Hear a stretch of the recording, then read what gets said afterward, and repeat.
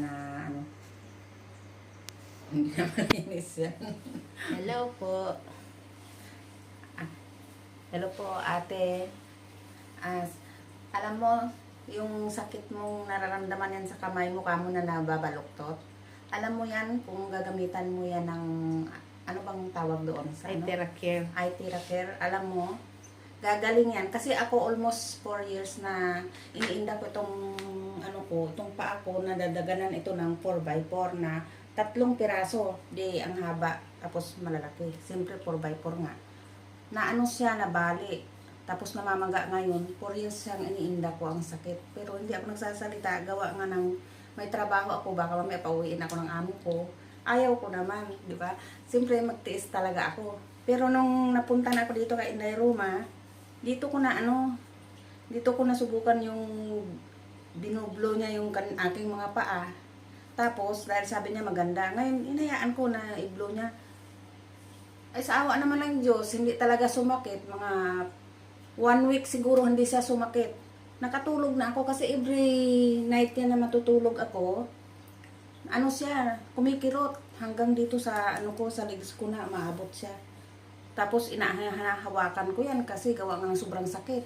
Pero nung na-blow na to, okay lang lang. Oo, isang beses lang, okay na yung pakiramdam ko.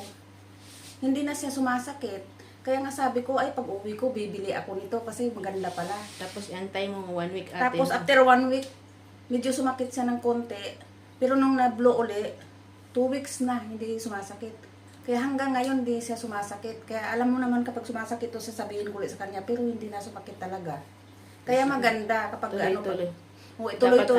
Tuloy-tuloy ko lang yan, sabi ko. Pero sa awa ng Diyos nga, hindi na sumasakit siya 2 weeks na. Katulog ka na ng Medyo nakatulog ako ng mahimbing. Kaya ngayong sa'yo, gawin mo, pagtsagaan mo siyang araw-araw. Huwag kang magsawa na mag-blow-blow kasi kung yun ang makakatulong. Talagang kung di man siya babalik ng normal, yung buto mo, at least yung magiginhawaan man lang yung mga kamay mo, kasi gawa nga ng yung mga sakit-sakit na nararamdaman mo, Na-block kasi mawawala siya. Oo, mawawala siya.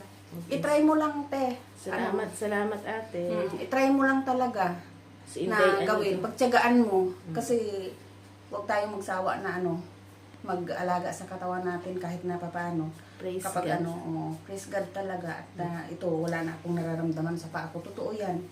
Kasi Guwafa ka na te. Kasi kung hindi talaga totoo yan, te, alam mo, hindi ko man sasabihin yan.